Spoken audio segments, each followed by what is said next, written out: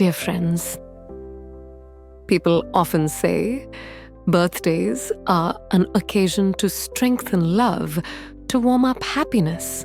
But if a birthday, which should be the sweetest day, turns into the beginning of a marital tragedy, what will you do? I am Eleanor, and today I want to tell you a true story in my own life. A story that, until now, every time I remember it, my heart still chokes, not knowing whether to call it a mistake, a betrayal, or a bitter lesson. And before going further, remember to subscribe to the Love and Tears channel, because I am sure the next part will make you wonder, if it were me, would you choose to stop or give in to temptation? Preparing a party, joy and the seeds of insecurity. For me, a birthday has never been just a cake or a few candles. I always believed that it was a day to remind the person I love you matter. You deserve to be loved. And that year, I wanted Daniel's birthday, my husband, to be special, to be memorable. But it was difficult for me alone. So I called Sophie, my best friend from college. She enthusiastically agreed right away. Don't worry, Elena, we'll surprise him. He won't expect it. The night before his birthday, the house was filled with laughter. We hung balloons all over the living room, glued ribbons, and even secretly ate a few spoonfuls of ice cream on the chocolate cake, waiting to freeze. The smell of vanilla laughter and memories of youth flooded back. But there was one thing that made me uneasy. Every time I mentioned Daniel, Sophie's eyes lit up strangely. Her voice softened, so soft that I shivered. When I said Daniel was a wonderful man, she smiled. But that smile lasted a little too long. I told myself I'm just being suspicious. Sophie is my best friend. But inside, there was still a small voice, stabbing like a needle. Guys, sometimes a woman's intuition is so sensitive that we even want to deny it. But the truth is that intuition is often not wrong. Birthday night, the unexpected moment, and the strange eyes. That night, the house was immersed in flickering candlelight. Sophie and I hid behind the sofa, our hearts pounding, when we heard Daniel's car stop in front of the door. The door opened. His figure was familiar. His footsteps echoed. And we shouted loudly, "Surprise!" Daniel froze, then smiled brightly. The rare smile I always wanted to see. He hugged me tightly, whispering, "Thank you, Eleanor." But right after that, his eyes met Sophie's. Just for a moment. A heartbeat. But I saw it. A strange light, an invisible harmony that I could not explain. I reassured myself. It must be just a coincidence. But the heart is not as easily convinced as the mind. It tightens uncomfortable, as if signaling something is about to happen. Party and dangerous games. The party was fun. The three of us sat at the table, eating cake, drinking wine, laughing as the music played in the background. Daniel told me about how I had set the candles on my last birthday, and Sophie laughed so hard that the wine almost spilled out of her glass. Everything seemed perfect.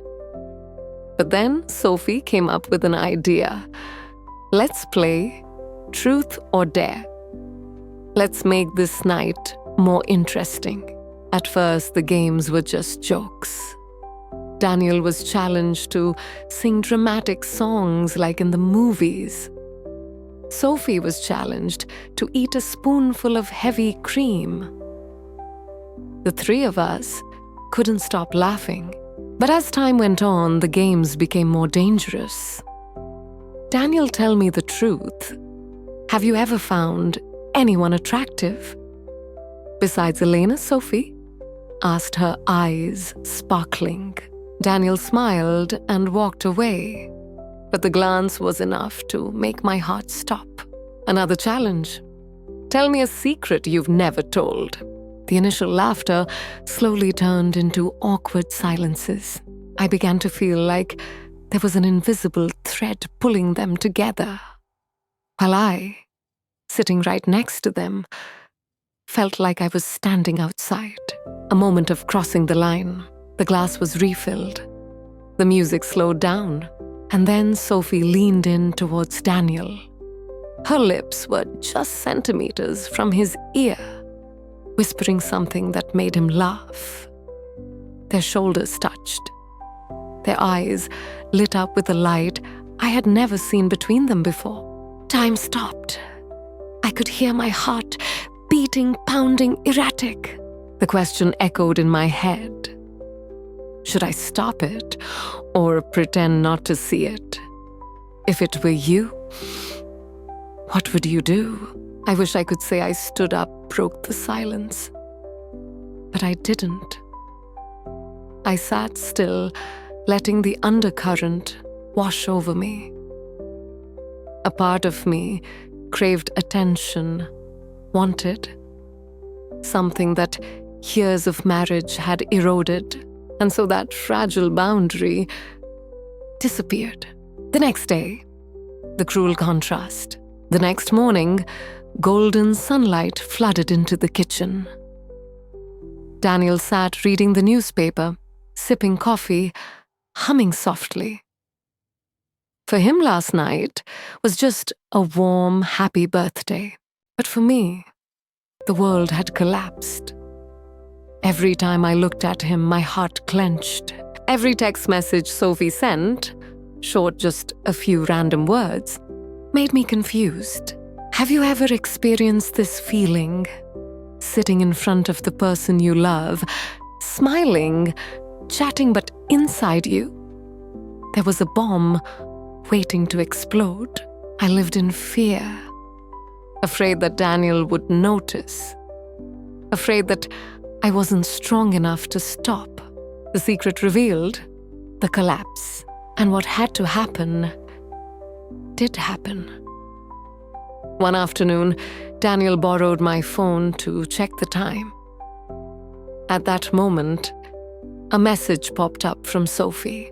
It was just a short sentence, seemingly harmless. But with what had happened, only we understood its true meaning. Daniel's face darkened. First shock, then pain, and finally, anger. He looked at me, his voice low. Elena, what is this? I tried to explain, but every word fell into the void. My tears fell, but could not wash away the truth. That night, the house echoed with the sound of arguing. Daniel did not scream right away. He asked cold, but sharp as a knife. How long has it been? Why, Sophie, when I confessed the world between us shattered, he shouted, his face full of anger. You didn't just betray me. You also ruined my brotherhood with someone I considered my own. Those words stabbed straight into my heart, more painful than 1,000 knives. Open ending, questions for the audience. Since that night, my house has lost its warmth. Every meal is a heavy silence.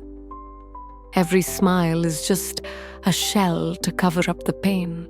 Marriage, like a house with broken glass, still standing there, but forever not intact. Friendship, vanished. Trust cannot be repaired. And I leave this question for you, those who are following the Love and Tears channel. If one day the person you love confesses that They made the same mistake as me. Will you forgive, try to rebuild from the rubble? Or will you choose to let go to keep your own peace? Leave your opinion in the comment section. I will read each of your shares because your answers can be the comfort for those who are suffering like me. And don't forget to subscribe to the Love and Tears channel so we can continue to accompany you in stories about love, tears, betrayal, and even second chances. Because sometimes the scariest thing in love is not betrayal, but the question, after that, what do we have left?